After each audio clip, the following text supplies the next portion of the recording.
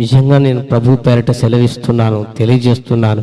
నీ దుఃఖం ఎంతున్నా, నీ నిట్టూర్పులు ఏమై ఉన్నా అవి ఎగిరిపోతాయి యేసు నామములో. హల్లెలూయా, హల్లెలూయా.